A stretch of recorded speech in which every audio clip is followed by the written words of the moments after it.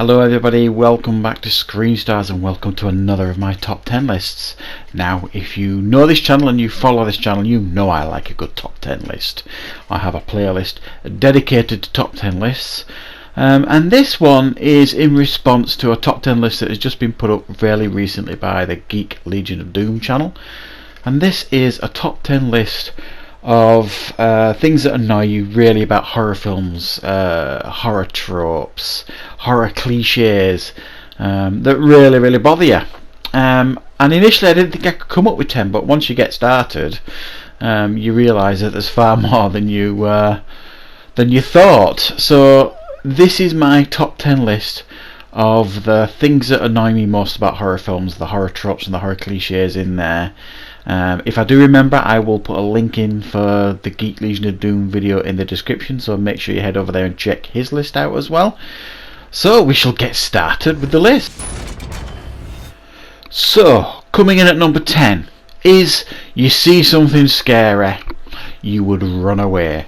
If it was you and me and we saw something in a horror film, we saw something scary, a monster, a ghost, whatever, you would run away, you would probably leave the country, you would certainly not go back to the same house. And that happens in so many horror films. You get a scare and then the morning after they're in the same house as if nothing has happened and you're not telling anybody what's happened. It's just bizarre. It's not natural human behaviour. If you see something scary, you get yourself as far away from that as humanly possible. But seemingly that doesn't happen in horror films, and it does frustrate me somewhat. And this kind of follows on from the last one. When you see something scary in horror films, most people in horror films, rather than run away, they suddenly become really curious as to what that creak might be, what that groan might be, what that knocking might be in the dark damp cellar, or what that noise is up in the attic. People become incredibly curious. Or what is that they've just seen out there in the trees, in the woods? They go and have a look just to find out, just to confirm themselves if it is something dangerous and monstrous. As I said previously at number 10, you would do one, you would run away, you wouldn't become extremely curious. Definitely not. Coming in at number 8 is electricity problems. Why is it in horror films? Whether it be a creature feature or a paranormal film or anything like that, there's flickering lights everywhere. Room lights no longer work, so the lights in the rooms are all flickering, and when you put a torch on, suddenly they don't work particularly well. You know, they're flickering, you're bashing them to get them working. Lights flickering in cars, headlamps on cars that you're relying on suddenly stop working and start flickering.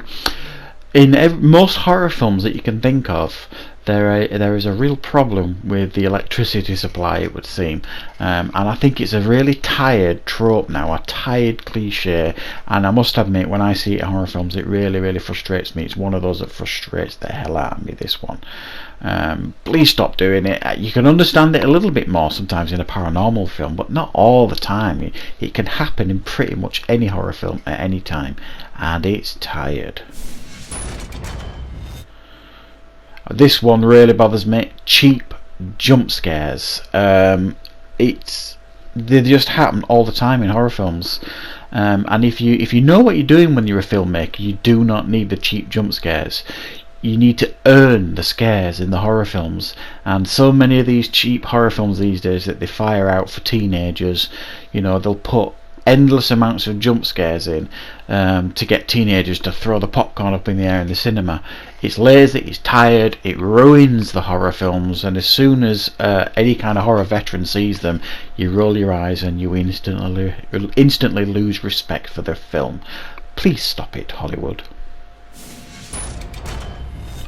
Coming in at number 6 is film references. Now this started to become popular after the film Scream came out.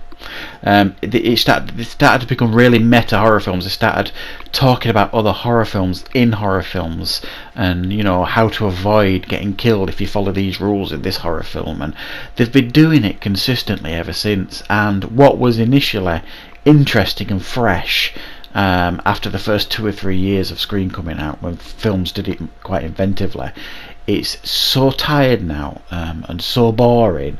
They really do need to stop doing it, and I'm sick of seeing it in horror films, if I'm perfectly honest. So it was good once over. It is now very, very tired. This is not necessarily a trope or a cliche, it's just something that really bothers me in horror films, especially big budget horror films, and that's poor CGI. There's so many of them that have been ruined by it. You can fire off film after film after film with poor CGI that just absolutely ruins films. You can be a little bit more forgiving with a small budgeted indie horror film now and again, but they don't tend to go down the route of CGI because they can't afford it, and they sometimes turn out to be better. What is really unsettling is if it's a low budget horror film that tries to use CGI, and that in itself is horrific. So I prefer it when they don't do it, but I wish Hollywood would stop putting poor CGI in films.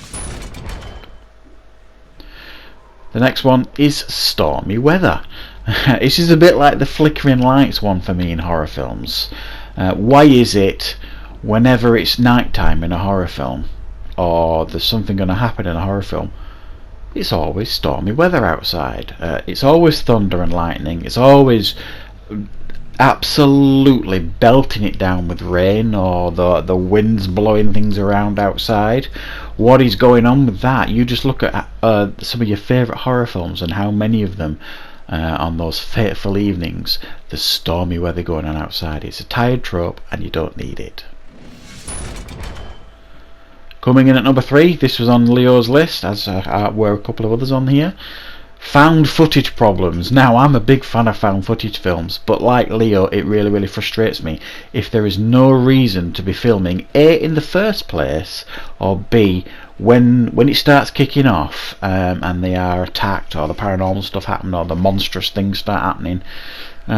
Suddenly this camera's glued to the person's hand and they can't seem to put it down, and they're quite happy to carry on filming themselves and the beast it, rather than literally running and never looking back. It's a real problem with found footage films.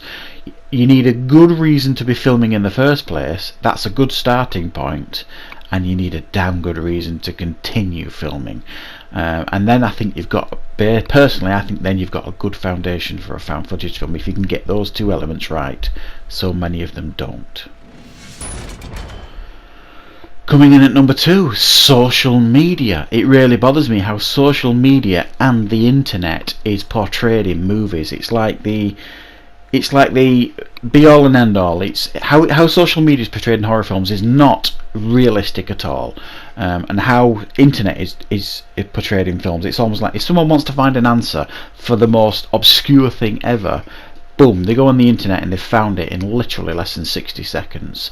Or if they're trying to track someone on social media that they need to talk to because it might save their life, boom, they're on social media, they've found them in 60 seconds and they've arranged a meeting for the next for 2 hours from then. It's really, really boring, and we all use social media. We all know the rules of social media and the internet and how it all works. So it's lazy filmmaking, and it's cheap lazy filmmaking to use the internet and social media in this way. And for me, the number one cliche for me and trope in horror films is the bathroom scares. There's so many horror films where the scenes in a bathroom, whether they be in a bath, whether they be in a shower, or whether they be looking in the mirror, opening the drugs cabinet and closing it and something's behind you, or opening the drugs cabinet and closing it and there's not something behind you, but then they turn around and something's there. It's really boring now. It's in so many horror films, these bathroom scenes. Someone's in the shower having a bath and someone puts their hand up against the condensation outside, or someone walks past the shower cubicle. It's really, really boring. It's been done to death, and very, very few times as it I think helped the film. Certainly in the last few years it's just old-fashioned, and it doesn't necessarily work anymore, certainly in my opinion, and it really, really bothers me.